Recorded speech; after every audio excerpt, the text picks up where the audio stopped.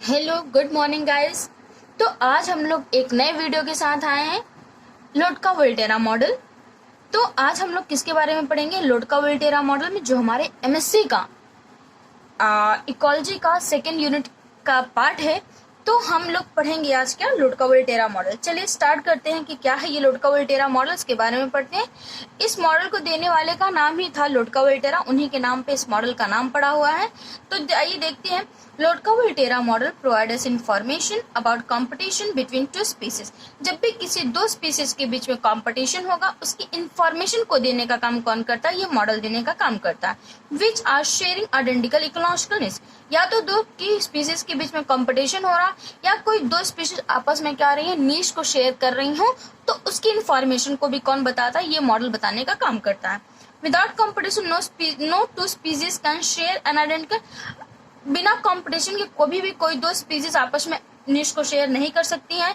Therefore if two species can share an identical niche, इसलिए अगर कोई दो स्पीसीज आपस में आइडेंटिकल निश शेयर कर रही हैं, मतलब आपस में निश को शेयर कर रही हैं, there must be a competition between them. तो इसका मतलब उनके बीच में कंपटीशन कंफर्म ही होना है। If the competition takes place between two species, two things can happen. जब किसी स्पीसीज के बीच में क्या हो रहे हो, कंपटीशन हो रहे हो, दो स्पीसीज के बीच में अगर कंपटीशन हो रहे हो, तो उसमें दो चीजें हो सकती हैं। क्या क्या हो सकती है देख लेते हैं। पहला हो सकता है one will win and other will defeated, मतलब कि एक स्पीसीज उसमें से क्या करेगी, विन करेगी, तो दूसरी क्या करेगी, उसमें से डिफीट होगी, हारेगी। एक जीतेगी तो दूसरी हारेगी। दूसरा क्या है, और एक चीज और हो सकती है, वो कौन सी है? Resources partitioning will take place. या तो उनके बीच में जो रिसोर्सेज हैं उनकी पार्टिशनिंग हो जाएगी। जैसे where one species uses the particular resource, जैसे कि एक कोई स्पीसीज है वो एक अलग मतलब कि एक अलग रिसोर्सेज का यूज कर रही है खाने के लिए, वेयर अदर स्पीसीज यूजेस अंदर, लेकिन वही दूसरी स्पीसीज जो है वो दूसरी रिसोर्सेज का क्या कर रही है, यूज कर रही है खाने के लिए। ऑफ द सेम, मतलब वो रह एक ही जगह पे रहे, एक ही इकोसिस्टम में, लेकिन खाने जो उन लोग की रिसोर्सेज है उसको अलग अलग वो क्या करें, यूज करें। Hence they can both can live together. तो ऐसे में अगर वो क्या कर रहे हैं, रिसोर्सेज की पार्टिशनिंग कर लेते हैं, तो वो एक ही इकोसिस्टम में वो साथ में रह सकते हैं।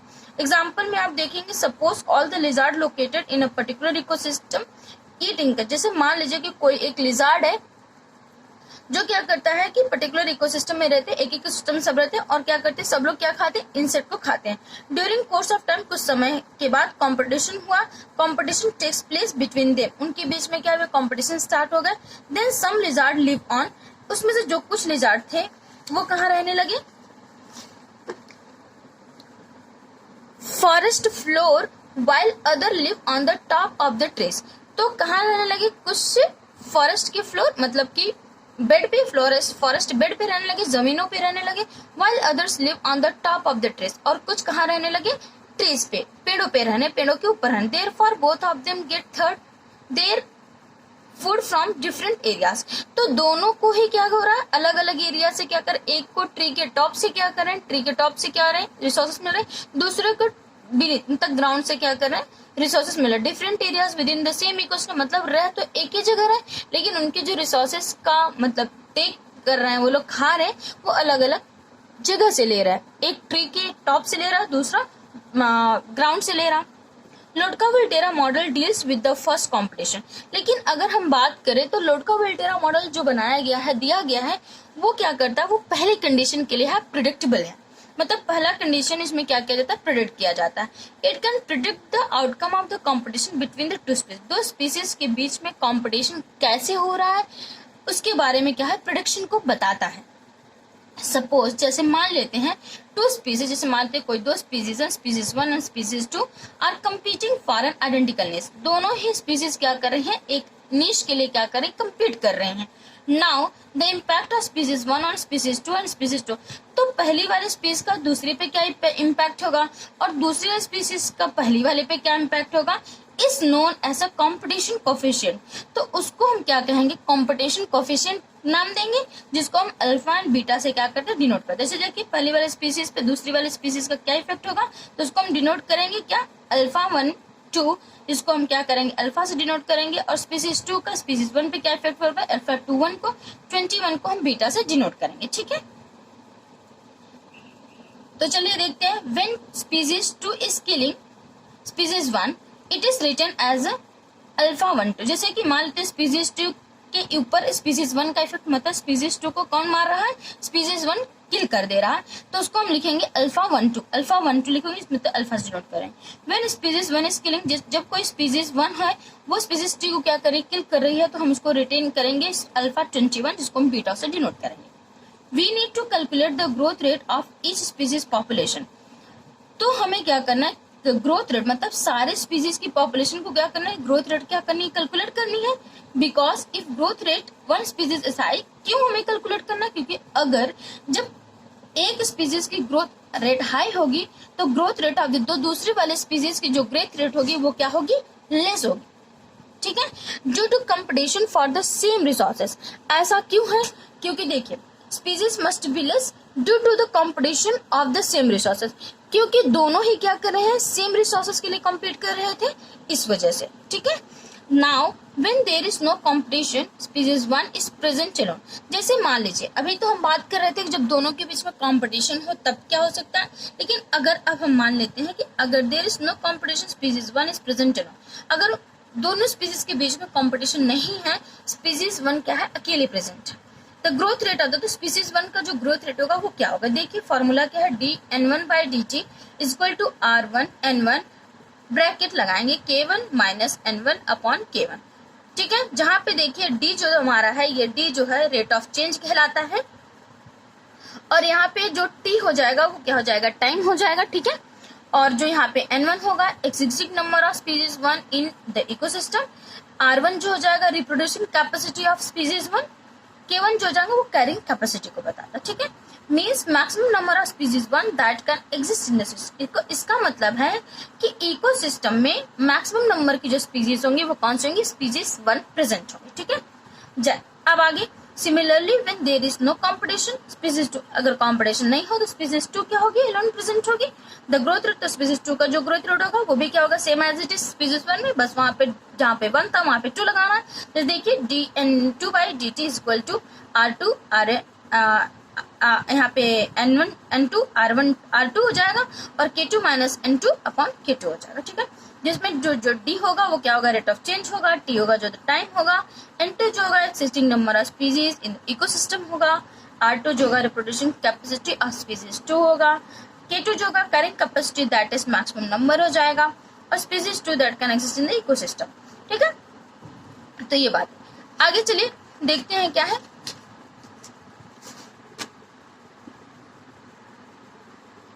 But when both species are present and there is a competition between their two, अभी तो जो हम बात कर रहे थे उसमें स्पीसीज जो थी वो अलग अलग प्रेजेंट थी, मतलब दो स्पीसीज के बीच में कंपटीशन नहीं था तो दोनों स्पीसीज अलग अलग प्रेजेंट थी, तो उसके बारे में हमने बात की। अब मान लेते हैं कि कोई दो स्पीसीज साथ में रह रहे, उनके बीच में क्या है, कंपटीशन हो रहा है, तो कैसे उनकी ग्रोथ रेट को निकालनी है। देखिए the growth rate of the one species will dependent on the, तो एक स्पीसीज की जो ग्रोथ रेट होगी वो दूसरे वाले स्पीसीज पे क्या करेगी, डिपेंड करेगी। कैसे देखते हैं, in that case the growth rate of species 1 will B, मान लेते हैं कि इस केस में स्पीसीज 1 का ग्रोथ रेट क्या होगा, जैसे देखिए dn1/dt equal to r1 n1 k1 minus n alpha n2 k1। देखिए because growth of species 1 will be dependent on the killing effect of species, क्योंकि जो इसमें स्पीसीज ऑफ स्पीसीज 1 जो है, ठीक है, growth of species 1 will B, जो species 1 का जो ग्रोथ रेट है इस स्पीसीज 2 पे क्या कर रहा है, डिपेंडेंट कर रहा है on species 1। Hence alpha is used here, इसीलिए यहाँ पे क्या किया गया, अल्फा यूज किया गया। And it is also important to know how many species 2 are present in the same ecosystem, और हमें ये बात भी जाननी होती है कि एक ही इकोसिस्टम में कितना स्पीसीज 2 भी क्या है, प्रेजेंट है। मोर number of species 2 will be have the more impact on the species, जितना ज्यादा नंबर में स्पीसीज 2 रहेगा उतना नंबर में क्या होगा, स्पीसीज 1 पे इफेक्ट डालेगा। Therefore in the formula we are using alpha n2, इसीलिए इस फॉर्मूले में जो हम लोगों ने यूज किया वो क्या किया, अल्फा n2 का यूज किया। ठीक है, तो चलिए आगे बढ़ते हैं। Similarly the growth rate of species 2 will be, तो ऐसे ही जैसे हमने पहले के लिए निकाला था, अब हम दूसरे वाले की बात करेंगे। स्पीसीज 2 के लिए क्या होगा, dn2/dt equal to r2n2 k1 minus n, यहाँ पे हमने अल्फा यूज किया था, यहाँ पे हमने बीटा यूज किया था, यहाँ पे हमने n2, यहाँ पे हमने n1 यूज किया है, और k1। For this formula we are able to calculate the growth rate of species 1 in the presence of the other species. तो इस फॉर्मूले से हम क्या कैलकुलेट कर सकते हैं कि किसी भी मतलब स्पीसीज का ग्रोथ रेट जो दूसरी स्पीसीज के प्रेजेंस में प्रेजेंट होगा। तो आइए हम कुछ केसेस की बात करेंगे जहां से हमें ये चीजें पता चलती है। सबसे पहले हम केस फर्स्ट की बात करते हैं। तो केस फर्स्ट में देखिए हमको ये ग्राफ देखने को मिलता है। देखिए यहाँ पे क्या है, देखिए ये वाई एक्सिस है, ये एक्स एक्सिस हमारी है। देखिए यहाँ पे K2 है और यहाँ पे देखिए K2, देखिए ये जो रेड लाइन शो कर रही है K2 की स्पीसीज मतलब कि बीटा स्पीसीज को क्या कर रही है, शो कर रही है, मतलब स्पीसीज 2 को शो कर रही है।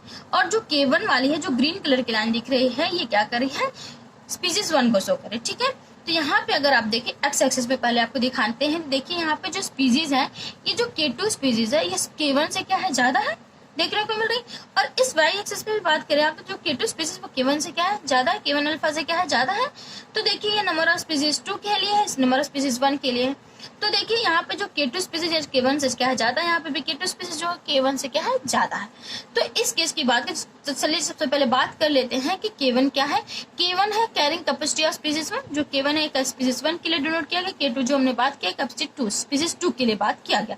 सपोज जैसे कुछ मान लेते हैं, कुछ नंबर्स ले लेते हैं। जैसे मान लेते हैं K1 को हमने 10 मान लिया, K2 को हमने कितना 30 मान लिया है, अल्फा को हमने 5 एंड बीटा को हमने 2 मान लिया।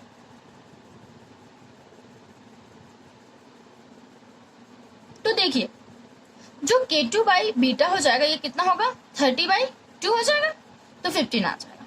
K1 बाई अल्फा जो हो जाएगा वो क्या हो जाएगा, 10/5 जो 2।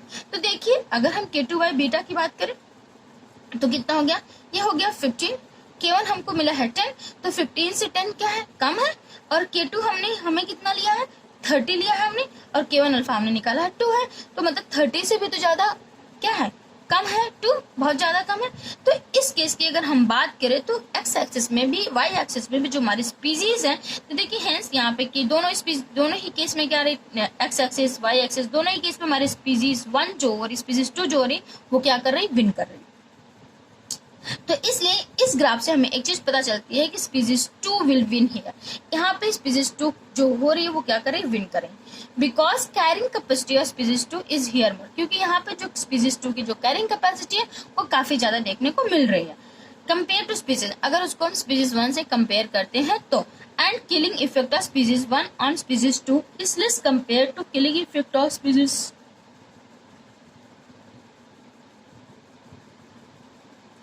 killing effect of species 2 on species 1। चलिए तो केस 2 की बात करते हैं। देखिए केस 2 में अगर जो हम बात करेंगे, ये देखिए इसमें जो ग्रीन लाइन देखने को मिली, इसको हमने आपको पहले बताया कि K1 जो हमने स्पीसीज 1 के लिए यूज किया है यहाँ पे, और जो K2 हमने यूज किया रेड कलर की लाइन हमने स्पीसीज 2 के लिए यूज किया। ये K1 स्पीसीज 1 के लिए और ये रेड लाइन जो है 2 के लिए। तो देखिए यहाँ पे हम एक ही चीज लेते हैं, यहाँ पे हमने K1 को क्या लिया है, 30 ले लिया है, K2 को हमने क्या लिया है, 10 ले लिया है। ठीक है, यहाँ पे जो K2 हमने 10 ले लिया है, अल्फा को हमने क्या लिया है, 2 लिया है, और अल्फा बीटा को हमने 5 लिया। तो K2 बाई बीटा को पहले बात कर ले तो क्या हो जाएगा, 2 हो जाएगा। K1 बाई अल्फा की बात कर ले तो क्या हो जाएगा, 15 हो जाएगा। तो अगर इस केस में हम बात करें तो देखिए हमारा जो K1 है वो कितना है, 30 है। तो 30 और 2 से बहुत ज्यादा है हमारा, तो हमारे इसमें क्या है, K1 जो स्पीसीज है यहाँ पे क्या है, ज्यादा देखने को मिल रही है। इस केस में भी हमारा क्या है, K2 ये 15 है और K2 हमारा जो है वो कितना है, 10 है। तो 15 से 10 भी क्या है, ज्यादा ही है। तो इस केस में हमारी इन दोनों एक्स एक्सिस में भी वाई एक्सिस में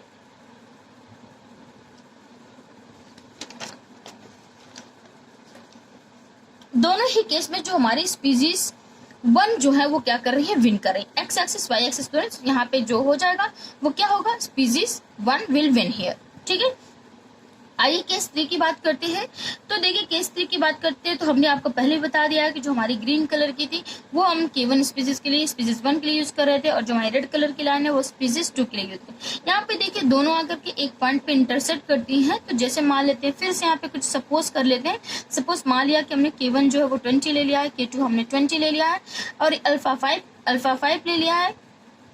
मतलब यहाँ पे देखिए एक चीज गलत हो गई, यहाँ पे हमने बीटा को भी क्या रखा है, 5 लिया। ठीक है, तो यहाँ पे हम बीटा को भी क्या कर रहे हैं, 5 ले रहे हैं। अल्फा भी 5 है, बीटा भी 5 है। ठीक है, तो अगर यहाँ से बात करें तो देखिए K2 बाई बीटा की बात करें तो क्या हो जाएगा, 20/5 4 आ जाएगा। और K1 बाई अल्फा की बात करें तो वो भी कितना आ रहा है, 4। तो देखिए दोनों केस में ही दोनों आपस में क्या है, इक्वल है। चाहे एक्स एक्सिस की बात करें चाहे वाई एक्सिस, दोनों आपस में क्या है, इक्वल। जैसे देखिए हम बात करते हैं कि यहाँ पे K1 है तो वो कितना है, 20 है। यहाँ पे देखिए यहाँ पे K1 क्या है, 20 है, और K2 बाई अल्फा जो है वो कितना है, 4 है। ठीक है, तो यहाँ पे K1, यहाँ पे स्पीसीज 1 क्या कर रहे हैं, विन कर रही है। जैसे हम ऊपर की तरफ बात करें तो यहाँ पे K2 क्या है, 20, यहाँ पे K2 क्या है, 20 है, और K1 बाई अल्फा क्या है, 4 है। तो यहाँ पे एक 4 है, दूसरी यहाँ पे K2 स्पीसीज कहते हैं, मतलब एक्स एक्सिस में K1 विन कर रही है और X2 में क्या कर रही है, स्पीसीज 2 विन कर रही है। तो इस केस की बात करें तो यहाँ पे जो होगा वहां पे both species 1 and species 2 will win here. तो इस केस की जो बात करेंगे यहाँ पे दोनों स्पीसीज हमारी क्या करेंगी, विन कर रहे हैं। सो गाइस ये हमारा यहाँ पे लेक्चर जो है लोटका-वोल्टेरा मॉडल का खत्म हो जाता है। So guys thank you very much. अगर आपने अभी तक इस चैनल को सब्सक्राइब नहीं किया है तो प्लीज सब्सक्राइब कर लें और बेल आइकन को दबाना बिल्कुल भी ना भूलें, क्योंकि आपको आने वाले, ताकि सारी वीडियोस आपको आने वाली क्या हो, मिलती रहे। और ये वीडियोस आपके सारे MSc लेवल्स की वीडियो है। इसमें आपको जितने भी आंसर्स आपको चाहे इंटरनल एग्जाम में लिखने हो या एक्सटर्नल एग्जाम में लिखने हो, जब भी आप इसको लिखना चाहते हैं आप आसानी से लिख सकते हैं। हमने आपको अच्छे से समझा भी दिया। अगर आपको कोई प्रॉब्लम है, जो चीज़ समझ में नहीं आए, प्लीज़ हमें कमेंट बॉक्स में करके बताएगा। और चैनल को फिर से एक बार बोल रहे हैं, चैनल को अगर सब्सक्राइब नहीं किया है तो प्लीज़ सब्सक्राइब कर लें और बेल आइकन को तो जरूर दबा लें, ताकि आने वाली नोटिफिकेशन आपको सबसे पहले मिले। थैंक यू, धन्यवाद, बाय बाय, टेक केयर।